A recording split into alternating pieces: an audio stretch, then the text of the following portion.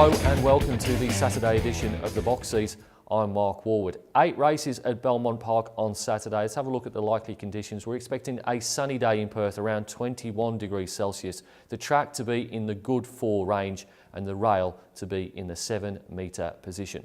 Race number 1 at Belmont on Saturday will jump at 12:33. It's the Key Keen Plate over 1,300 metres. It's a race for the 2-year-olds. The replay horse can look at Special Reward, winning at Belmont on the 6th of June. Shooter McGruddy, Arnie's boy second. Carana starts to wind up the real Sepoy down towards the rail. Further back is Chasing the Ace and then came Without Reason. But he now lets down a gear or two at the 200 metre mark. Special Reward and quickly put 2 lengths on Arnie's boy. Carana. Special Reward is going to canter in. Mystery Miss getting home nicely down on the rail. But it was all over really from the time. Special Reward is the latest star 2-year-old to come off the Simon Miller production line. He's set to try and make all again under Sean McGruddy on Saturday. Shooter should have a pretty difficult decision to make, you'd suspect, later in the year. He's already aboard Lord Help Me Run and Black Sabbath, and it looks like Special Reward is another horse that may be looking towards the WA Guineas in November. He goes on top here from number 1, Kelly's Callisto. Went forward last start to win on its second up run. I think Simon Miller would have a pretty good line on Kelly's Callisto through Shapita, who Kelly's Callisto beat in that race. Number 3, Regal Council, has yet to place in the top 2 in any of its 3 starts. Was beaten by Miller's Market Ruler in each of the last 2. I think it's a place chance here, but not much more than that. And then number 4, Arnie's Boy, was second to Special Reward in the replay race. Was 2 1/4 lengths behind, only gets a 1 kilo weight pull and also gets a pretty bad draw on Saturday. Race number 1 at Belmont, I'm going to go with number 2, Special Reward, to beat number 1, Kelly's Callisto, 3, Regal Council and 4, Arnie's Boy. Race number 2 at Belmont on Saturday will jump at 1:13. It's the Tab Touch Handicap over 1,000 metres. It's a race for the 3-year-olds. The replay horse, we look at Pearl Trade, finishing second to Fabergino. In transit, Pearl Trade Truly Belong and beat the bell by the 300. Fabergino led. He hasn't asked her for any effort at this stage. She led a length and a half to 2. Classic Chant with Pearl Trade running on. And now he starts to wind up. She drops a gear here. Fabergino, he's just sitting up against her. She pricks her ears. She's going to dominate again.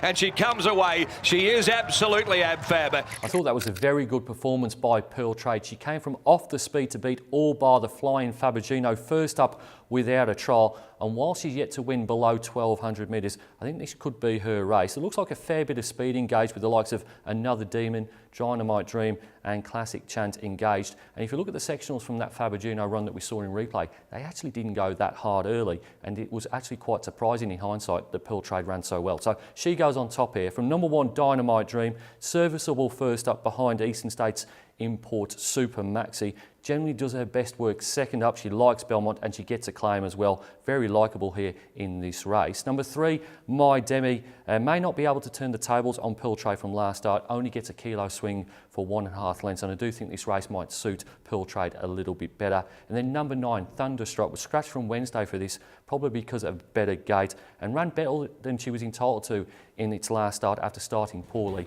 under Lucy Warwick. Lucy keeps the ride. My top selection in race number 2, going to go with number 2, Pearl Trade, to beat 1, Dynamite Dream, 3, My Demi and 9, Thunderstruck. Race number 3 at Belmont on Saturday will jump at 1:53. It's the Edda Univisa Handicap over 1,600 metres. It's another race restricted to the 3-year-olds. The replay horse can look at Send My Love, finishing 3rd last start. Along the cutaway, here comes Send My Love down the outside with its run Love Always as well at the 200 metre mark, and Freo would reach the lead from Clever Dick. Send My Love and Love Always, 150 to go, and he draws the whip on Freo. Love Always and Send My Love coming, but it's Freo responding, and Freo will get the jockeys. Saturday's race is one of the more difficult ones on the program, and the waters have been muddied by the appearance of Campaign, its first run in WA for the Ganjimi yard. But I'm going to go with number 9 here, Send My Love. Alan Matthews holds a pretty positive opinion about her. I think 1,600 metres, 1 kilo above the minimum, looks right up her alley. 5th start. Paddy Carberry wasn't too hard on her last time out. I'm expecting improvement here, and I think if the track is still on the soft side of good, she's bred to like it as well. So she goes on top from number 10, Love Always, that comes out of the same race and I'm trusting that form line in the race won by Freo. Number 1, Gifted Warrior, was a tragedy beaten last start.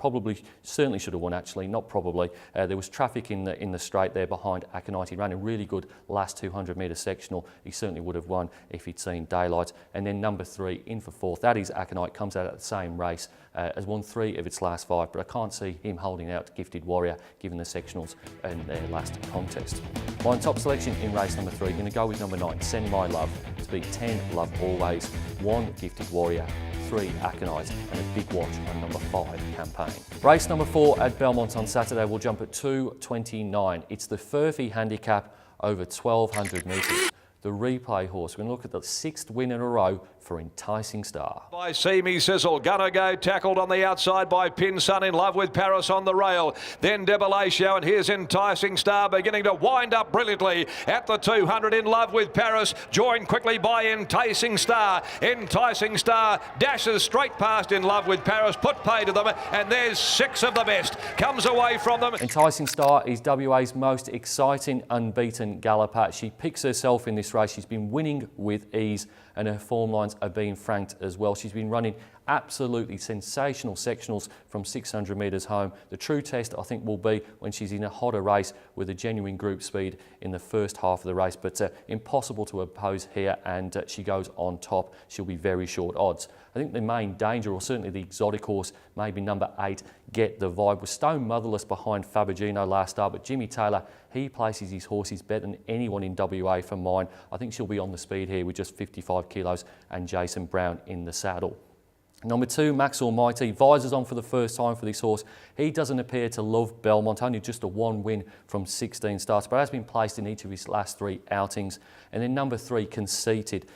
Form is building, probably can run a race here 3rd up, and it's got a nice gate as well, gate 2. My own top selection in race number 4, it's the obvious one. Number 1, Enticing Star, to beat 8, Get the Vibe, 2, Max Almighty, and 3, Conceited.